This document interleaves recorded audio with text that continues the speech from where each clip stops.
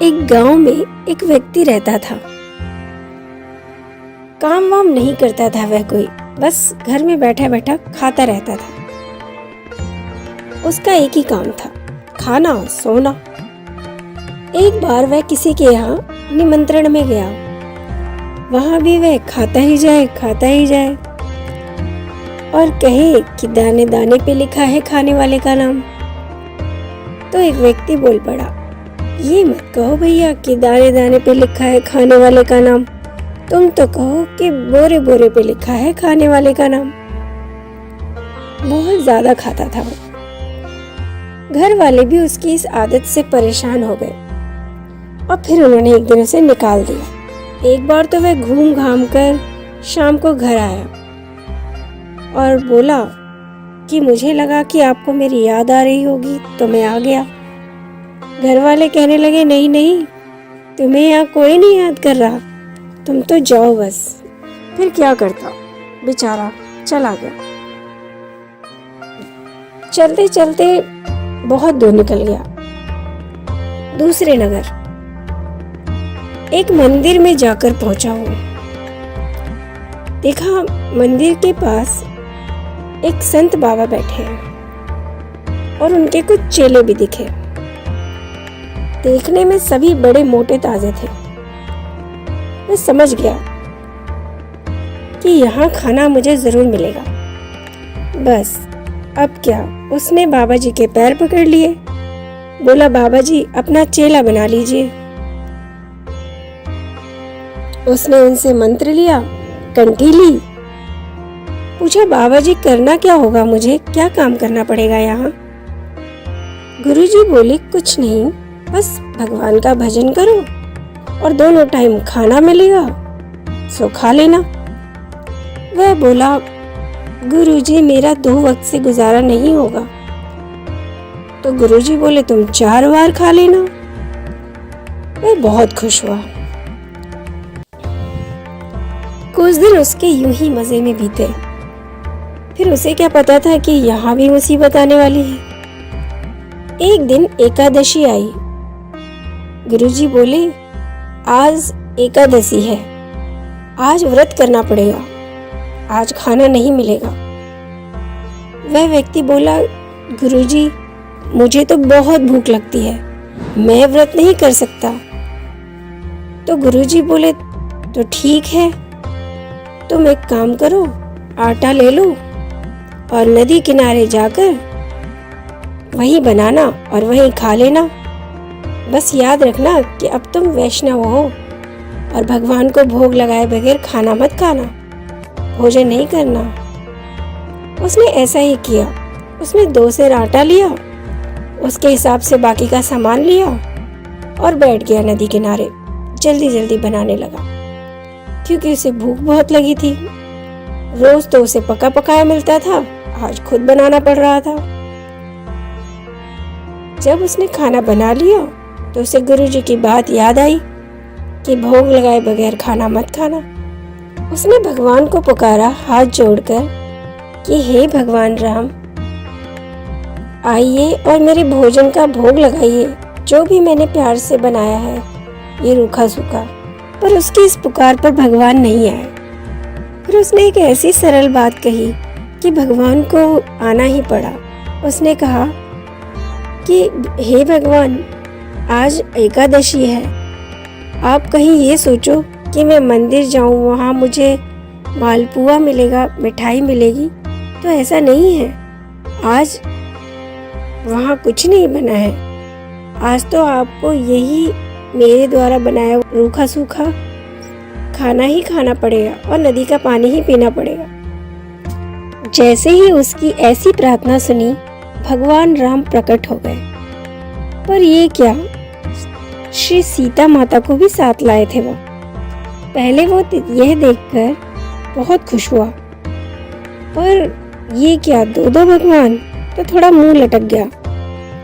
फिर बोला, कोई बात नहीं भगवान, बैठिए, भोजन ग्रहण कीजिए।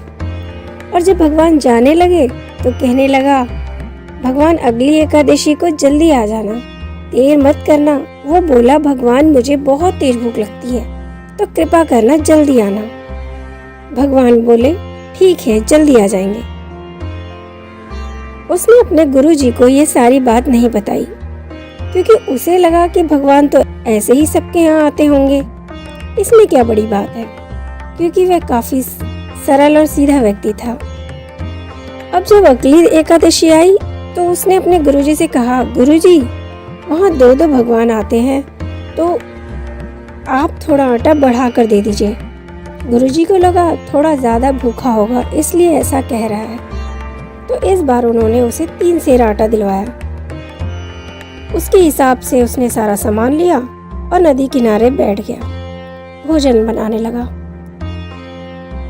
और साथ ही साथ कहने लगा कि प्रभु आइए, माँ सीता को लाइए और मेरा भोजन का भोग लगाइए। भगवान प्रकट हो गए और इस बार लक्ष्मण जी भी साथ में थे। पहले तो उसने उन्हें ऊपर से नीचे तक देखा और फिर पूछा, प्रभु ये कौन है? भगवान बोले, ये मेरा छोटा भाई है। तो बोले, वो तो खैर कोई बात नहीं, बैठिए भगवान, आप मेरी थोड़ी एकादशी तो करा ही देंगे। उसने भगवान को भोजन परोसा और फिर बार बार चरणों में शीश नवाकर यही कहता रहा कि भगवान आप बहुत सुंदर हैं, आप बहुत सुंदर हैं। बस ये बता दीजिए अगली एकादशी को आप कितने लोग आएंगे? भगवान ने कहा आ जाएंगे, पर बताया नहीं कि कितने लोग आएंगे। जब अगली एकादशी आई तो वह अपने गुरुजी से बोला, गुरुजी वहाँ बहुत भगवान आते हैं, आप मुझे ज्यादा आटा दीजिए, कम से कम 5 सेर दे दीजिए। गुरुजी बोले, इतना तो ये खा नहीं सकता, शायद ये बेचता होगा इस आटे को। तो उन्होंने बोला कि ऐसा करो, तुम 7 सेर ले जाओ। और मन ही मन उन्होंने बोला कि आज देखता हूँ ये क्या करता है इस आटे का। अब वह 7 सेर आटा लेकर और उसी के हिसाब से बाकी सामान लेकर गया। और देखिए ऐसा भक्त भगवान का कि कहता है, आज भगवान भोजन नहीं बनाऊंगा, पहले बुला लूं भगवान को, जितने आएंगे फिर उनके लिए बना लेंगे भोजन। ऐसा भगवान का विचित्र भक्त था कि भोजन नहीं बनाया और भगवान को बुलाने लगा कि भगवान राम, सीता माता, लक्ष्मण राम आइए और मेरे भोजन का भोग लगाइए। अब क्या, इस बार भगवान राम, सीता माता, लक्ष्मण जी, भरत जी, शत्रुघ्न जी, हनुमान जी और पूरा दरबार ही प्रकट हो गया। जो उसने यह देखा सो बोला, जय हो भगवान जी की, और कहा कि जब मैंने एक को बुलाया तो 2 आए, 2 को बुलाया तो 3 आए और 3 को बुलाया तो आज सब इकट्ठे। तो प्रभु आप हमारी भी बात सुन लीजिए, हमने भोजन ही नहीं बनाया, वो रखा सामान आप खुद ही बनाओ और खाओ। भगवान ने कहा, तुम क्यों नहीं बनाते? सो बोला, जब मिलेगा ही नहीं तो बनाने से क्या फायदा, आप ही बनाओ और खुद खाओ। और जाकर एक पेड़ के नीचे बैठ गया। भगवान बोले, जैसी भक्त की मर्जी। और अब कौन बनाने लगा खाना?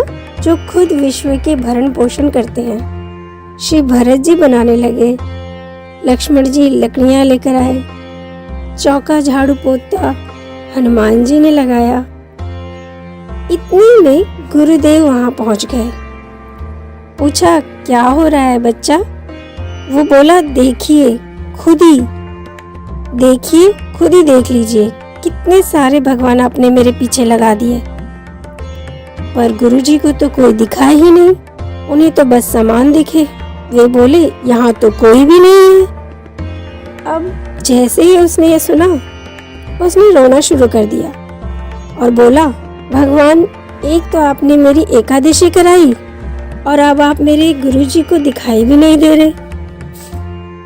मेरे गुरुदेव को भी दिखिए, ये तो बहुत ज्ञानी है, मैं तो इनके आगे कुछ भी नहीं, एक अज्ञानी हूँ। भगवान बोले, ये मुझे नहीं देख सकते, इनके अंदर वे सब गुण हैं, पर इनके अंदर तुम्हारी जैसी सरलता नहीं है। वह बोला गुरुजी को कि भगवान कह रहे हैं इतना सरल मैं हूँ, आप नहीं है। ये सुनते ही गुरुजी की आंखों में आंसू आ गए कि जीवन में सब कुछ मिला पर सरलता ही नहीं मिली। जिससे भगवान मिल जाए बस वही चीज नहीं मिली। फिर भगवान ने गुरुजी को भी दर्शन दिए। और ये बात तो सत्य ही है कि भगवान तो सरलता से ही प्रसन्न होते हैं, सरलता से ही रिझते हैं।